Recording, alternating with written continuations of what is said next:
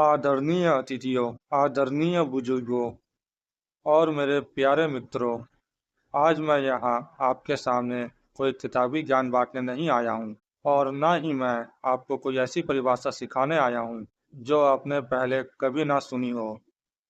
आज मैं आपसे बात करने आया हूँ आपके और हमारे जीवन के उस सबसे बड़े सच के बारे में जिससे हम हर दिन हर पल भागने की कोशिश करते हैं। वो सच है दुख।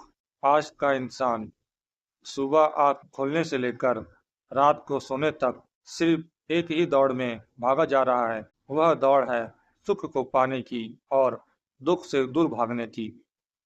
लेकिन क्या कभी हमने रुक कर ठंडे दिमाग से सोचा है कि आखिर ये दुख है क्या? इसके मायने क्या है? हम सब ने दुख की अपनी अपनी परिभाषाएं बना रखी हैं। कोई यह बात से दुखी है कि मुझे वो बड़ी गाड़ी नहीं मिली। कोई इसलिए रो रहा है कि मुझे वो आलीशान घर या बंगला नहीं मिला। कोई इस बात से परेशान है कि मुझे समाज में वो ऊंचा पद, वो अधिकार, वो पावर नहीं मिली।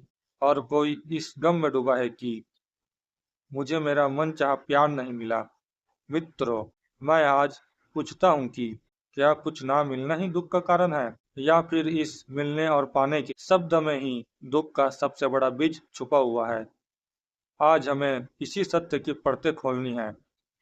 मेरे प्यारे मित्रों, आज इस सभा में बैठे बैठे मैं आपसे अनुरोध करता हूं कि आप सब अपनी जिंदगी के कुछ साल पीछे जाकर देखिए और जरा फ्लैशबैक में झांकिए।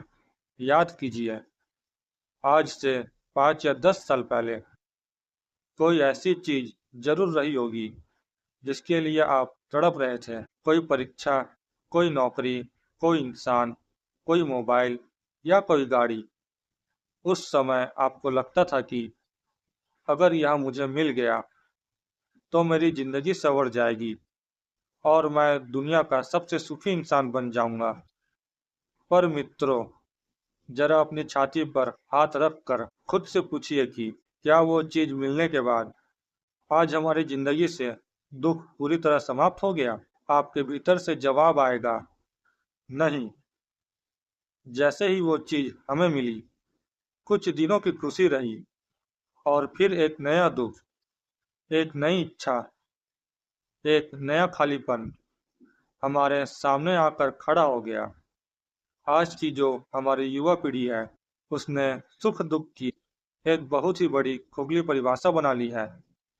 कुछ मिल गया, कुछ पा लिया तो मैं सुखी हूँ, और कुछ खो दिया, कुछ नहीं मिला तो मैं दुनिया का सबसे अभागा और दुखी इंसान हूँ। मित्रों, क्या हमारी जिंदगी इतनी सस्ती है कि उसका रिमोट कंट्रोल इन बाहरी चीजों के हाथ में हो? गाड़ी मिल गई तो हंस रहे हैं, गाड़ी नहीं मिली तो रो रहे हैं।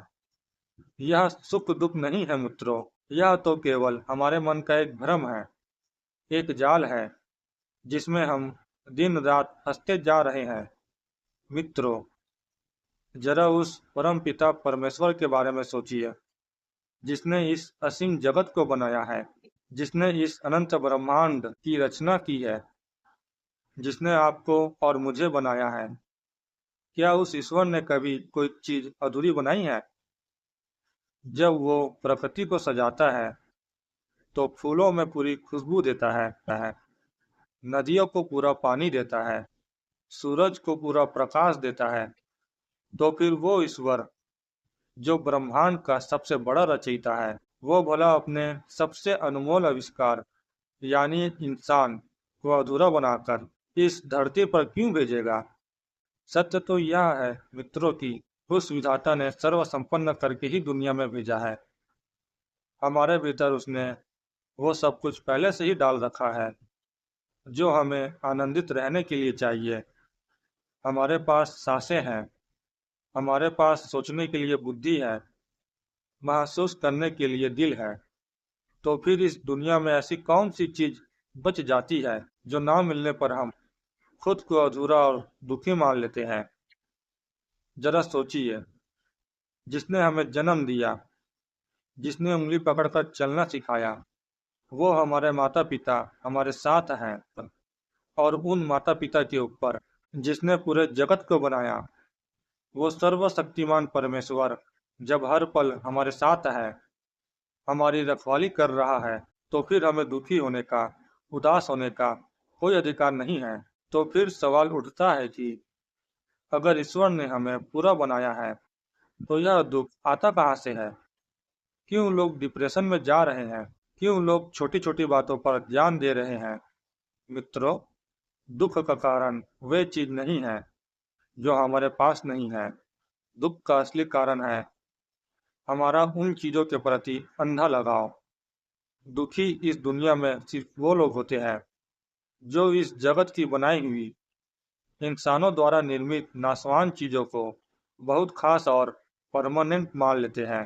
हम भूल जाते हैं कि इस दुनिया में जो कुछ पैदा हुआ है वो एक दिन नष्ट होगा, चाहे वो गाड़ी हो, बंगला हो, पद हो या यह शरीर ही क्यों ना हो। जब हम इन अस्थायी चीजों से अपनी खुशी को जोड़ लेते हैं, तो हमारा लगाव ही हमारे इस दुख का कारण बन जाता है। जो लोग ईश्वर मार्ग पर नहीं चलते, जो इस परमेश्वर को पाने का, उसे महसूस करने का प्रयत्न नहीं करते, जो भक्ति भाव से दूर भागते हैं, जो अपने अंतर मन की आवाज को दबाकर केवल बाहरी दुनिया की चकाचौंध के पीछे भागते हैं, वही लोग असल में दुख के सागर में डूबते हैं। हम कस्तूरी हिरण की तरह हो गए हैं मित्रों, जिसके खुद के भीतर कस्तूरी की सुगंध होती है, लेकिन वो उसे पूरे जंगल में पागलों की तरह ढूंढता फिरता है। हम सुख को बाहर ढूंढ रहे हैं, दुकानों में, शोरूम में, पैसों में, पदों में, जबकि सुख का असली खजाना तो हमारे भीतर छुपा बैठा है। मेरे भाइयों और बहनों, इस दुख के चक्रव्यूह से निकलने का रास्ता बहुत ही सरल है, लेकिन हमने उसे बहुत कठिन बना दिया है। हमें अपनी जिंदगी के 24 घंटों में से केवल 1 घंटा ही निकालना है। मित्रों, सिर्फ और सिर्फ 1 घंटा।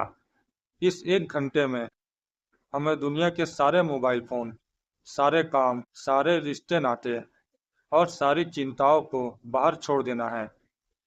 हमें अपने एकांत में बैठना है, अपनी आंखें बंद करनी है और अपने अंतर मन में उतरना है। जब आप अपने भीतर की गहराई में उतरेंगे, जब आप उस परमात्मा से जुड़ने का प्रयास करेंगे, तो आपको महसूस होगा कि आपके भीतर शांति का एक ऐसा महासागर बह रहा है जिसे दुनिया का कोई भी दुख सुखा नहीं सकता। उस 1 घंटे के ध्यान और भक्ति में आपको जो परम शांति मिलेगी, वो आपको इस दुनिया के झूठे सुखों और झूठे दुखों से ऊपर उठा देगी। जो इंसान रोज अपने अंतर्मन मन की इस अदालत में बैठता है, जो ईश्वर की भक्ति के रस को चख लेता है, वो इंसान फिर सुख और दुख दोनों के इस बंधनों से मुक्त हो जाता है। फिर गाड़ी मिले तो भी वो मुस्कुराता है, ना मिले तो भी वो शांत रहता है। पद मिले तो वो अहंकार नहीं करता, पद छिन जाए तो वो रोता नहीं है, क्योंकि वो जान लेता है कि दुनिया की कोई भी चीज उसे ना तो पूरा बना सकती है और ना ही अधूरा कर सकती है। वो ईश्वर का है और ईश्वर उसका है। मित्रों, भाषण देना और सुनना बहुत आसान है, लेकिन आज हमें यहाँ से एक संकल्प लेकर जाना है।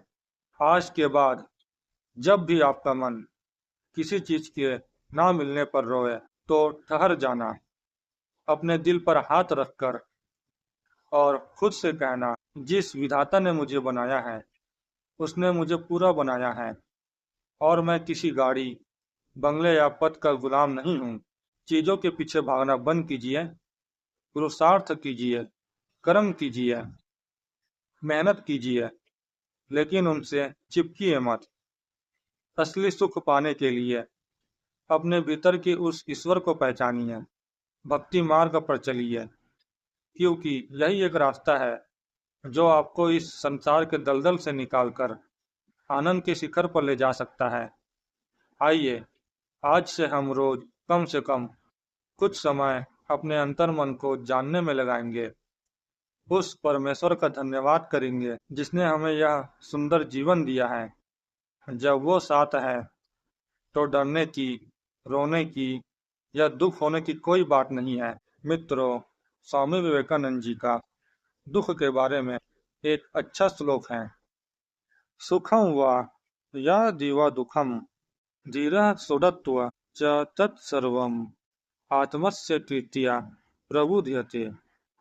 इसका अर्थ है, सुख हो या दुख, उसे जीवन का एक स्वाभाविक हिस्सा मानकर स्वीकार करना चाहिए।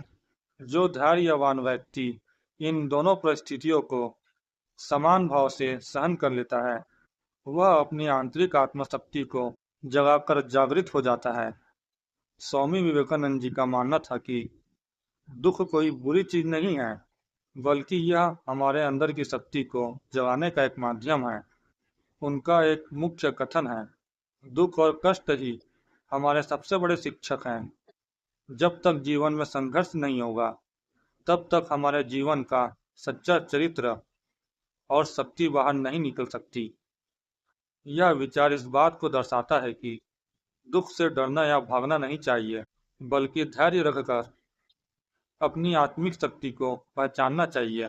मित्रों, आप सबने मुझे इतनी शिद्दत और इतने प्यार से सुना, इसके लिए मैं आप सभी का हृदय की गहराइयों से आभार व्यक्त करता हूँ। नमन, धन्यवाद। जय हिंद, जय भारत।